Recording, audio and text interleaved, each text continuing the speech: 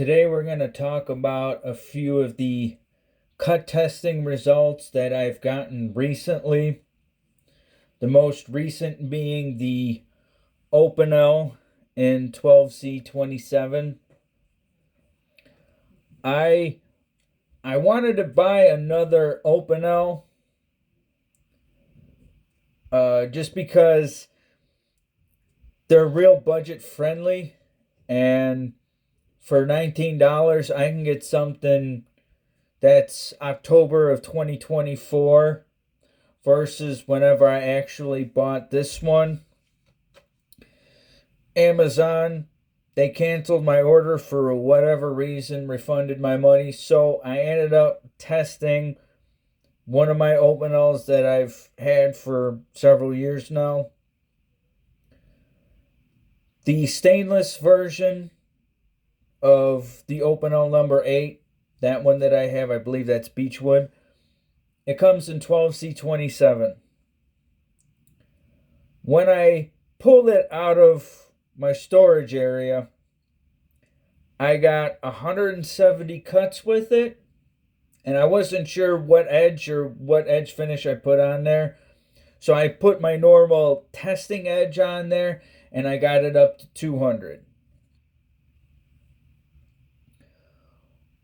200, that is the most ideal edge retention that you can get because it's in a controlled environment. In a controlled environment, that's the best likelihood of edge retention that you can get.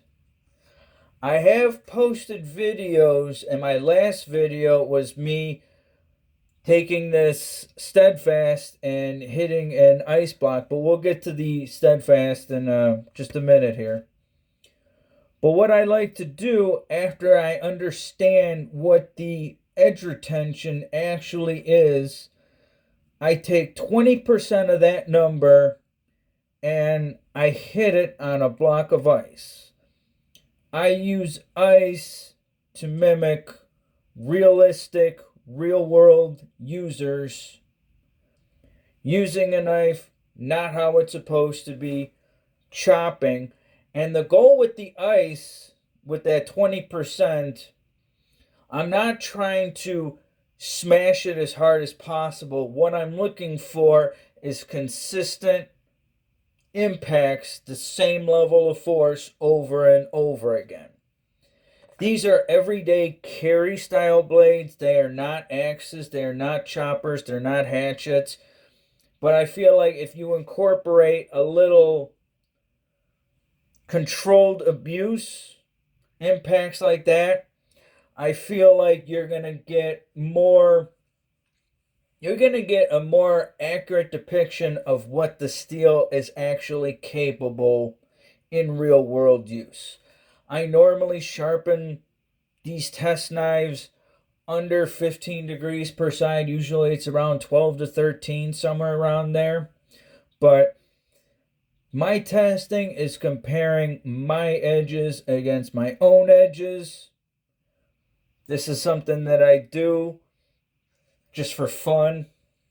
And the Opinels for $19, I was just really curious about what is it capable of? 200 cuts. That means I took 40 shots to the ice block. Normally I do it at 40% of that number. So I'll do 20% cutting, and then I'll do the 20% hits on the ice, and then I'll evaluate the edge from there. That's what I like doing. At 80, 40 slices, 40 impacts, it was able to pass, and it was able to keep going, and I was able to get another 50 more slices before it actually stopped my parameters.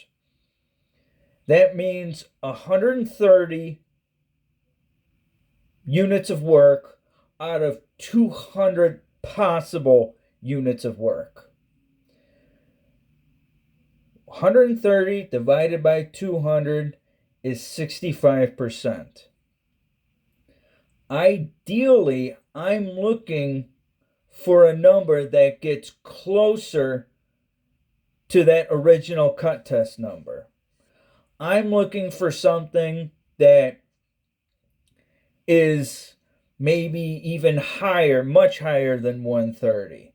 Looking for something maybe 160, 170. And the reason why I want that is I'd rather have a knife that performs as close to controlled cut testing as possible. Using a low-angled edge with impacts is a hybrid between stability and toughness, and I think this style of testing is an accurate depiction of what to expect when you take these cutting tools out into the real world. 65%, my benchmark is usually 60%. I want things to actually be at 60% or higher. 60% is my personal benchmark, where it shows the steel has a good balance of properties of edge retention, stability, toughness. 60% is my benchmark. The open out hits 65%, and for $19, it's really hard to complain against open out and the price point and the product that you actually receive. The Steadfast, on the other hand, this is actually my second Steve Callari Steadfast. This is the 3-inch version. My CPM 154 is the 3¼ inch version. I remember these sat for a couple of days before I actually picked this up. And in my previous video discussing the Steadfast, I said that when you find a maker who is on hot pursuit of creating the best heat treat that they possibly can deliver, you really should buy it regardless of the steel. I post a lot of Spyderco products on my Instagram, on my YouTube. I just happen to have a pair of 3 from the St. Nick's 4V run from a couple years ago. In fact, I actually had it Rockwell tested by Kurt when Kurt was running his YouTube channel. I sent a bunch of knives. There's, I believe, 3 videos of all my knives getting hardness tested. Great video. Appreciate Kurt for doing what he did. Now I got my own personal hardness tester. But the Spyderco, the hardness, the average hardness on 3 pokes was 64.7. You're treading very close to 65 HRC, and this Steve Callari Steadfast is 66 HRC according to the literature and everything that I know about it. So I feel like it's a very even, as close to even comparison that you can get. Production runs at 64, 65 HRC versus a custom CPM 4V and 66 HRC. When I did the cut testing with the Spyderco product, I hit 350 as the edge retention in the controlled environment. 350 of these sanding roll tickets. I normally stack them up in piles of 10, and I take pictures of them just so people on my Instagram can even double check and verify the results that I give. 350 CPM M4, Rex 45. Magna Cut usually fails around 350. 350 is quite normal for all the Spyderco 4V that I've tested, including the Pair 3. A lot of steels kind of fall into that category, right around 350, 360. Magna Cut does. I believe Crewwear does, but I need to double check that. Now, when I took the 20% of that number and I actually did the ice chopping with it, the 4V didn't hold up as good as I thought it would. I've already tested it before, but I'm just running the same test over again just to see if I'm actually wrong. But I got a total of 200 units of work out of a possible 350. 200 out of 350 is 57%. Now, mind you, if you're using your knife and you're not abusive and you're aware of your surroundings, you will be closer to that 350 marker. I just use the ice as my personal benchmark. I recently tested the Rex 45 on a Pair 3, and it actually tested a little bit higher percentage-wise. I think around like 220 out of 350. The Rex 45 actually got a higher number. However, I prefer the blunting pattern of the Spyderco 4V, which is probably another video in itself. Now we'll get to the Steve Callari CPM 4V and 66 HRC. I've said it before, but I feel like production and custom runs, custom makers, especially someone like Steve, who's performance focused, they should be separated entirely. They should be separated entirely because small batch heat treat versus large bulk heat treat, there has to be compromises to get the price point that Joe Blow consumer can actually just buy it off the shelf. I'm still going to use custom, or should I say, production runs, because that's more relatable to anybody that watches my videos or anybody that follows me on Instagram. Custom heat treat, especially performance focused, is going to perform at a higher level. And this Steadfast is no different. I told people on my CPM 154 Steadfast video that someone who is focused on performance, buy what he's got available regardless of the steel, because it's going to perform much better than you think it should. The edge that it came with, I believe it hit 415 on my sanding roll test. Now, my testing, I test my own edges. I don't test anybody else's. I'm competing against myself to see what my edges actually do. 415 is already hitting above Spyderco S90V I've tested multiple samples in S90V from Spyderco, and this is already hitting just a little above that. In fact, one of the 15V runs, I tested two, and I'm currently testing a third one.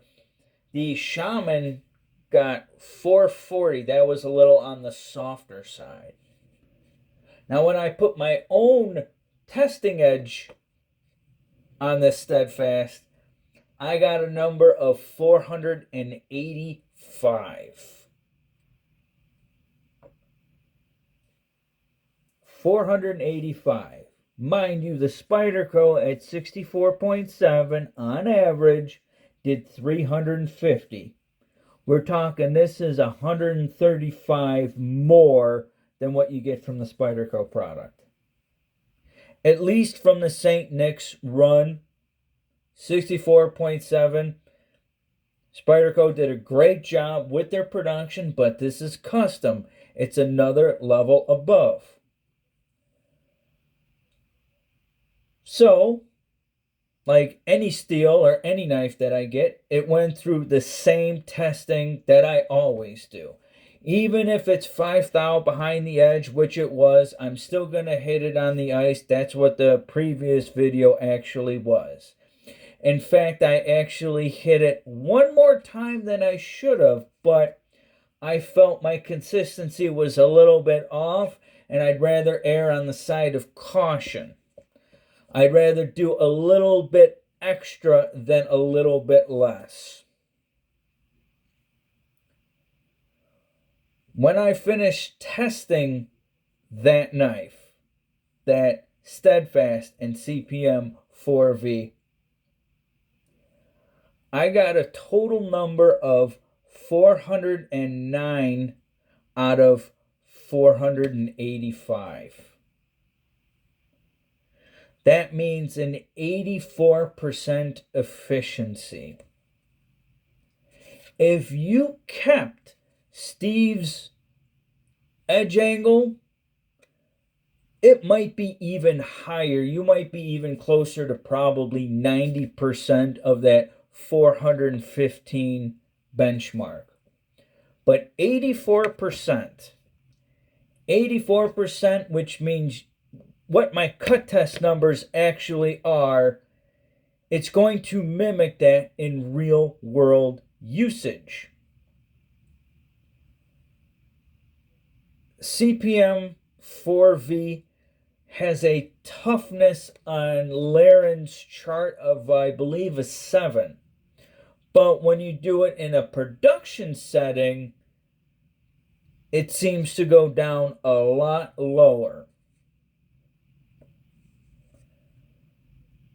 I feel like, I know Steve has come out with S90V. His CPM 154 works really well. S60V, right now he's currently working on some M4. But the thing is, the takeaway that you have to remember about what his heat treat is actually doing is he's providing you with other attributes aside from just edge retention. He's giving you stability. He's giving you toughness. Higher than what you're used to with a Spyderco product. People cite edge retention testing, cut testing, like it's gospel. I test whatever sample is in front of me, and whatever it is, that's the number, that's what it is. I feel like people like Steve, and there's a few others that are really pushing the boundaries of steel performance. I think they can't be overlooked. And I figure it's an interesting comparison to compare Spyderco, a production company that does above average for production heat treat on CPM 4V, to see how custom max performance focused knife makers like Steve Callari, what they are actually capable of delivering.